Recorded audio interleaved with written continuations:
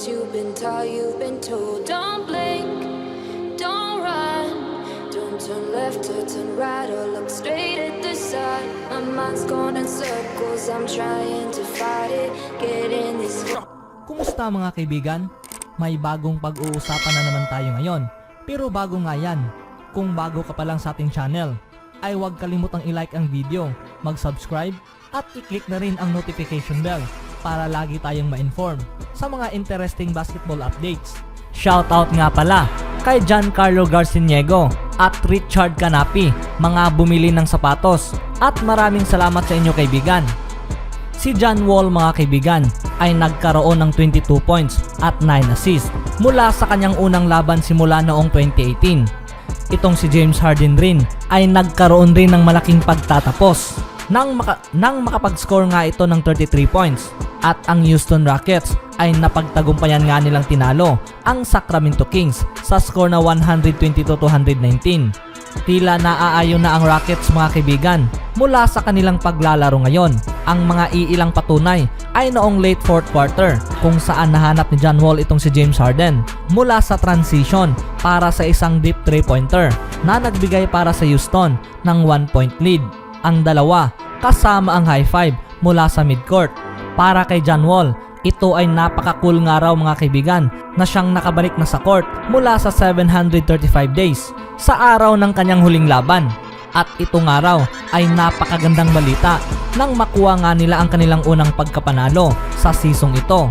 Ang kanyang trabaho nga raw ay tulungan itong si James Harden at susubukang magiging madali ang lahat ng laban para sa kanya.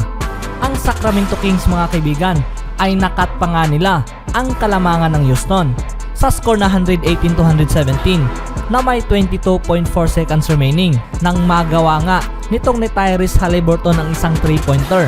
Ngunit sinagot naman ito ni James Harden ng dalawang free throws hanggang sa na-miss ng Sacramento Kings ang kanilang dalawang 3-point attempts mula sa final seconds. Sa 33 points nitong ni James Harden mga kaibigan ay may kasama pa nga itong 8 assists at 6 rebounds mula sa kanilang unang 2-game set laban sa Sacramento Kings, at sila ay maghaharap muli sa paparating na linggo sa bahay ng Houston. Itong si James Harden ay wala pang ang katiyakan mula sa kanyang hinaharap sa Houston Rockets. Gayunpaman mga kaibigan, ang mga Rockets fans ay nagkaroon ng magagandang balita mula sa kanyang huling araw sa taong 2020 pagkatapos nga nilang manalo sa labang ito. Nang si James Harden mga kaibigan ay sorpresang pinuri itong si Stephen Silas mula sa kanyang first official win bilang head coach ng NBA sa kupunan ng Houston Rockets. Ayon kay James Harden mga kaibigan na siyang araw ngayon ay masaya para kay Silas para makuha niya ang kanyang unang panalo, at titignan na lang araw ang kaya nilang makuha, at silang araw ngayon ay nagpapatuloy ng bumubuo bilang isang kupunan. Sa ngayon ang importanteng araw ay manatili lang nakafocus mula sa kanilang bawat laban. Ang Houston Rockets mga kaibigan ay naglaro sa kanilang unang laban kasama itong si John Wall, DeMarcus Cousins at Eric Gordon na siyang na-miss ang unang dalawang laban dahil sa COVID-19 health and safety protocols. Itong si John Wall na na-acquired mula sa Washington Wizards para kay Russell Westbrook ay umiskor sa kanyang unang puntos simula noong December 26, 2018 sa pamamagitan sa isang thunderous left-handed dunk mula sa transition. Itong si John Wall mga kaibigan ay tanaw na naging explosive pa rin mula sa mga iilang drives patungo sa baskets at gumawa ng mga dunks mula sa kanyang unang pagbabalik nang makuha niya ang ruptured Achilles tendon. Itong si Cousins rin ay nagmula off the bench at agad kumuha ng 3-pointer bilang ang kanyang kauna-unahang basket simula noong June 13, 2019. Sa loob ng 14 minutes, itong si Cousins mga kaibigan ay nagkaroon ng 8 points at 3 assists mula sa kanyang Rockets debut. Si Christian Wood ay nagkaroon ng 21 points, 12 rebounds, at Eric Gordon naman mga kaibigan ay dumagdag rin ng 17 points. Habang si Harrison Barnes ang nanguna para sa Sacramento Kings na may 24 points, De'Aaron Fox at Richaun Holmes mga kaibigan ay parehong may titig 22 points, at Buddy Hield na dumagdag rin ng 19 points. Sa kabilang balita naman mga kaibigan, habang nababahala ang Brooklyn Nets mula sa kawalan ni Spencer Dinwiddie nang magkaroon nga ito ng ACL injury. At isa na nga rin dito ang nag-aalala na si Kyrie Irving. Ang Brooklyn Nets na siyang pinanghawakan na ngayon ang 3-2 win-loss record ay nawala na ng scoring specialist mula sa kanilang disposal para sa natitirang 2020 to 21 NBA season. Habang marami ang nagtatanong mga kaibigan kung paano nga ba ito makakaapekto sa Nets mula sa kanilang kampanya ngayon. Ngunit para kay Irving, siya ay naniniwala na ang retooled squad na ito ay mayroon pa ring sapat na depth para gumawa ng malaking ingay para sa taong ito. At sa isang interview mga kaibigan, ang 28-year-old guard ay gumawa ng kaso mula kay Brian Lewis ng The New York Post. Ayon kay Irving mga kaibigan, sila ay delikado, napakadelikado ngayon at sila nga raw ngayon ay marami ng pagpipilian mula sa kanilang lineup. Halata naman na ang kawalan nitong ni Spencer Dinwiddie ay napakalaking kawalan nga raw mula sa kanila. Matapos nga raw ang bawat laban, na-realize niya mga kaibigan na siya ay nagkaroon ng napakalaking ball handling duties. Dahil ang mga iilang bagay nga raw rito ay inaasa nga raw niya kay Spencer Dinwiddie na siyang wala na ngayon. At sa ngayon nga raw ay kinailangan nila ng another player para mapunan ang butas na ito at gawin ang role na ito sa buong season. Ang Brooklyn Nets ay naglaro na sa kanilang pangalawang laban na wala ang serbisyo nitong ni Dinwiddie nang tinahak nga nila ang dalawang schedule na ito at nanalo sa kanilang trailing na laban mula sa kanilang pagkapanalo sa score na 145-141 laban sa Atlanta Hawks. Kung mahuhusgahan kung paano na i-handle ng Nets mga kaibigan ang dating undefeated na kupunan gaya ng Atlanta Hawks, tanaw na itong si Irving ay inako ang mga katangiang ito na ang Brooklyn Nets ay nasa maayos na daan.